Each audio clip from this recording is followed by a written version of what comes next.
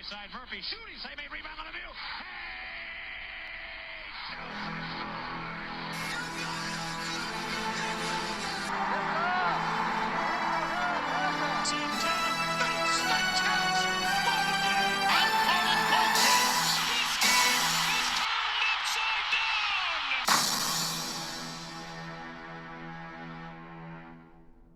Hey everyone, this is Casey. You are watching the Red Rubber Duck Win All Sports Network, and the Steelers are once again on primetime.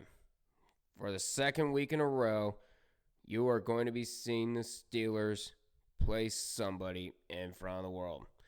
And this time, it is on Monday Night Football as the Steelers meet the New York Giants in the Dumpster Fire Bowl, Dumpster Bowl, 5 versus Tree, whatever you want to call it.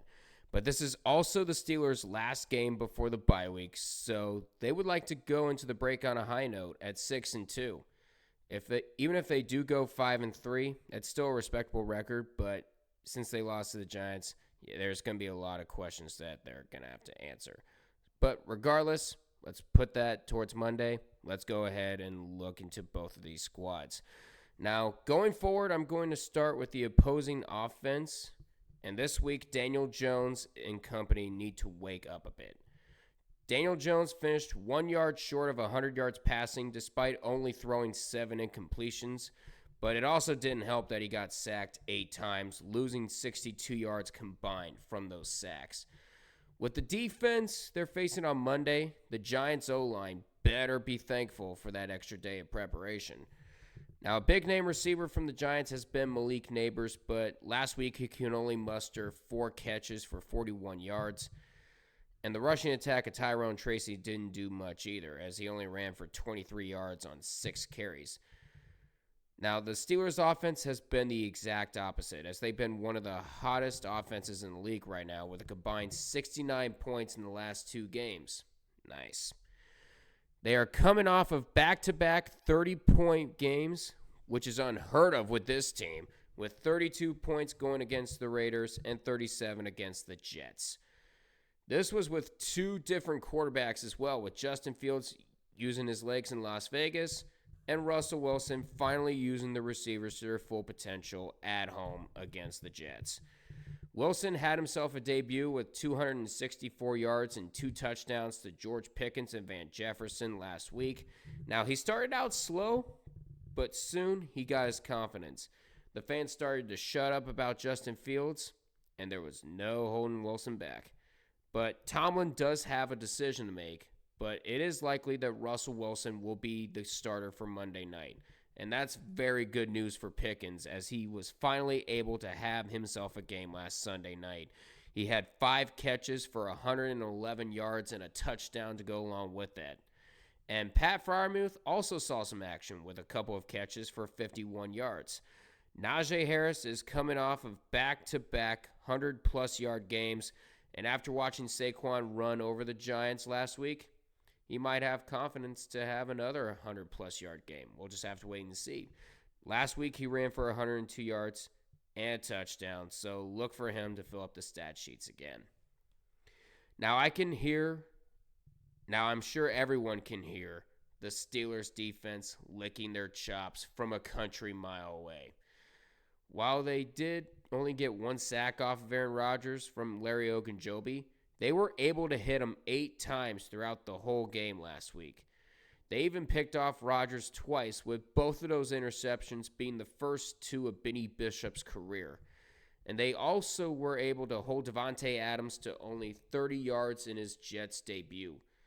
They were also able to hold the likes of Breece Hall to just 38 yards, and Tracy will be the next target for them. Now, if the Giants' defense wants to prevent Russ from cooking, they're going to have to wake the hell up. Last week, they got absolutely backhanded by the Eagles' offense, and that's putting it lightly. They let Jalen Hurts and A.J. Brown go off on them, with 89 of Hurts' 110 yards in the air coming from Brown. Now, it doesn't sound like much, but Hurts did go 10 for 14 in passing, and that alone should ring alarm bells. However, the main concern was the rushing defense, as the Giants let an old friend run all over them in Saquon Barkley. He had 17 carries for 176 yards and a touchdown, However, the defensive line for the Giants is a different story entirely. When they're not giving up huge runs, they have been getting to the QB at an exceptional rate. They actually do lead the league in sacks with 31 sacks thus far, including 5 on Hurts last week. And they are also 5th in the league in terms of QB hits, and that might cause problems with the young and battered Steelers O-line. Last week, I could not have been more wrong, and I could not have been happier that I was wrong. This week, I will have a change at heart in terms of predictions. However, the Giants' pass rush will be the X factor for this offensive line. If they could protect Wilson and keep the sacks to a minimum, the Steelers will be in good shape. Now, on paper, the Steelers should beat the Giants 30-14, but these are two teams going in opposite directions, with the Steelers winning 2 straight games and the Giants losing 2 straight games. Steelers are at 5-2, and the Giants are at 2-5. ESPN currently has the Steelers at a 68.7% chance of winning. This is a 5-star recipe for a traditional Steelers trap game. Regardless, I'm picking the Steelers to win 24-20. Now, last season I did a charity drive where I did 17 different charities in 14 different cities throughout the Steelers season because I wanted to highlight people that are doing great things everywhere.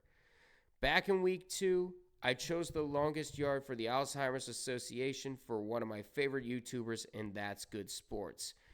I mentioned during the preview for Steelers and Broncos that I would be doing another one for the Alzheimer's Association. This time, it is for FivePoints Vids. He lost his father to Alzheimer's earlier this year, and I wanted to help keep his father's legacy alive and help Five with his mission to find a cure for Alzheimer's. The link to donate to the Alzheimer's Association is in the description down below. Also, I will put in a link to the American Red Cross as they continue with rescue efforts for Hurricanes Helene and Milton. The links will be posted along with a charity for each team going forward. And last but not least, Monday night will be yet another joint stream between me and Illogical Canadian, as he does every Thursday, Sunday, and Monday night game. He is currently close to 500 subs as he strives to reach it by the end of the year. And he is also in the middle of his yearly charity drive for the American Foundation for Suicide Prevention. The link to his drive will be in the description as well. But that's going to do it for me. Please feel free to like, comment, and subscribe to the Red Rubber Duck Win All Sports Network. I'll see you guys on Monday night when the Steelers take on the Giants. It should be a good one. But until we meet again, I'll see you guys in the next one. Take care, and as always,